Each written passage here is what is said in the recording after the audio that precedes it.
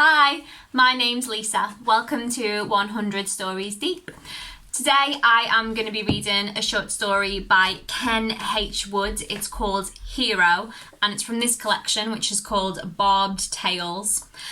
I chose this story, I haven't read through quite a few in this book. I chose this story because it chimes with me quite a bit as someone who's from an industrial town, from a working class background, and industrial city, and now living in an industrial city.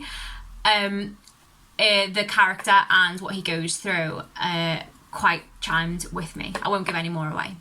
So here's the story. Joe Longton's face, creased by worry lines, brightened briefly as he approached the youngsters and spaniel playing happily together near the humpback bridge spanning the frozen canal. When he was a lad, he used to play in this area, despite the exhortations from his well-meaning parents. His smile became sad. It was on this bridge, all those years ago, he had proposed to Olive, a good woman, a wonderful wife, so deeply missed. A cold breeze bit through the stretched material of the cap he was wearing to help ward off the chill January air. Christ, but it's cold, he muttered to himself as he pushed his hands deeper into the pockets of his padded jacket. He was sampling the winter first-hand now. After 35 years working in the brewery, conscious only of the warmth and smell of his work. He had progressed from can lad to supervisor, although it had taken him several years to become accustomed to the all-pervading odour. His wife, Olive, much to her disgust, had also been a brewery employee. It had been the brewery or benefits. The bond between Olive and Joe had been strong. They had hoped for more from life, but were content to accept whatever tidbits came their way. The closure of the town's main enterprise had come as a major blow. The job centre became the busiest place in the area. Joe and Olive were regulars until that fateful day when Olive stepped in front of the local dial-a-ride bus. Joe had become morose and introverted. He blamed himself for her death. They had tried for a family but were doomed to failure as Olive's first child was stillborn and she never fully recovered from the trauma. With difficulty, he fixed a smile on his face. "Mind how you go," he warned the youngsters as he passed. His step was slow as he crossed the bridge, attending to the slippery surface underfoot. Only a few job seekers had been at the centre today, and, as usual, the offers were insults to men of Joe's mature years. He paused as the abandoned brewery came into view around the curve of the canal. Grimly dark against the leaden sky, it stood as a permanent reminder of better days long gone. As he gazed sadly at the glassless black apertures where once windows had looked down on the fishless canal, he became conscious that the sound of the skylarking youngsters had changed. Joe stared back along the opposite canal bank. "Oh my God," he gasped. He began running towards the bridge. Using the rough walling for support, he hurried over the hump and slid his way along the hedge-fringed towpath towards the two boys and a girl who were yelling at their dog, which had leapt after a ball onto the frozen canal. "Don't!" Joe shouted as he saw the smallest boy prepared to step down from the path.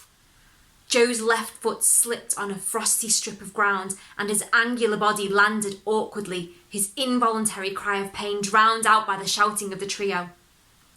Rising to his feet, Joe Longton saw, to his dismay, the boy was now on the ice, making his way towards the spaniel, which was still trying to grasp the ball with its teeth while skidding on the ice sheet.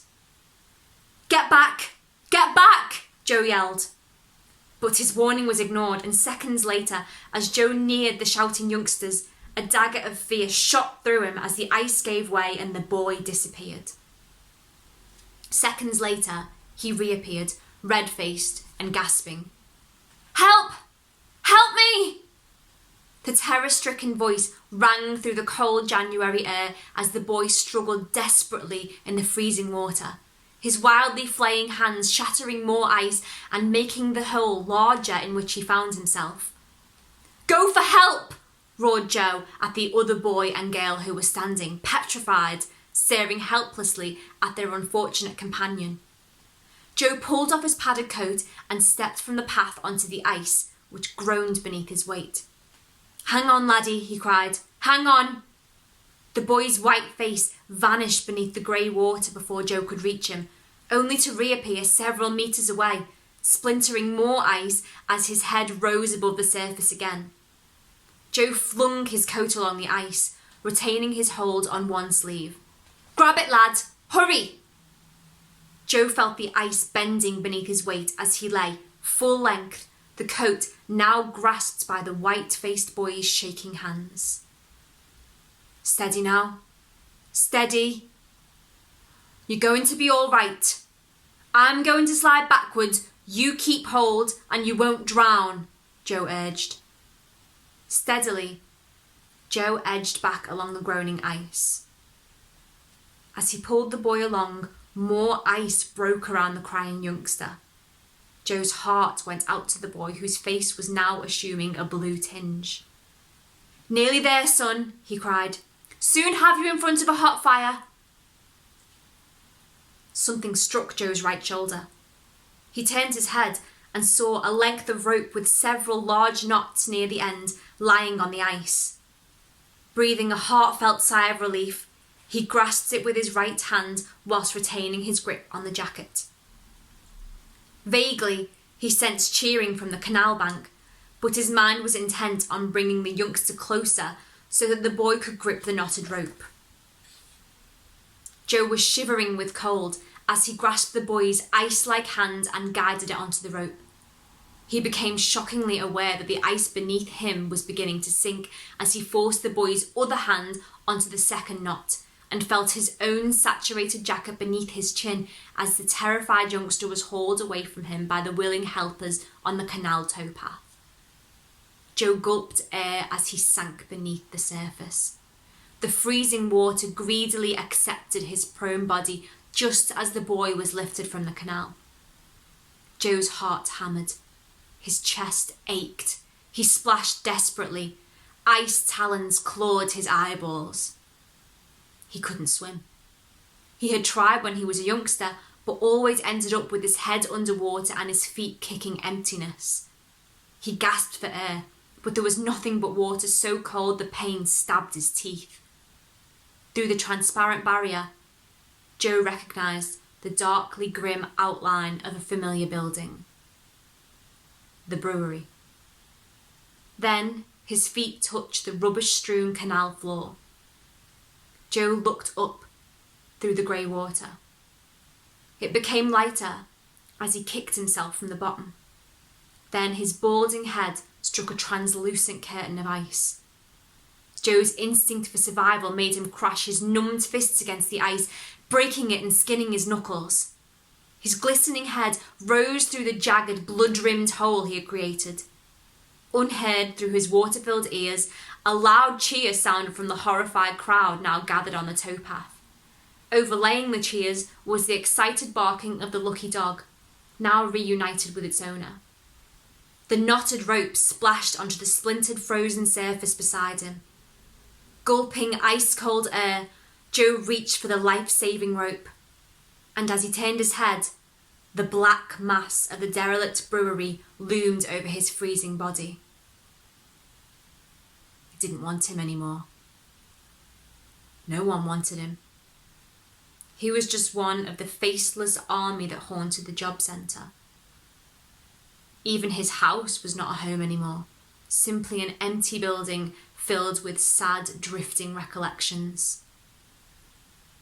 The gently smiling face of his beloved Olive, the warmth of her body in the early days, the love that had endured through good times and bad. Now he was alone. And for some incomprehensible reason, he recalled a scathing comment from Olive during the bad time. "You'll never amount to anything." But here he was, a hero. His once-in-a-lifetime appearance as a star attraction. He would be in the local paper until next week. This was it. Star time. If only Olive could see him now. Laughing like a lunatic, he grasped his survival aid and choked desperately as a ragged sliver of ice lodged in his gullet. He coughed, clutching wildly at his throat. Then, his grip no longer on the rope, disappeared beneath the freezing, grey, insatiable water flowing past the ominous brewery building.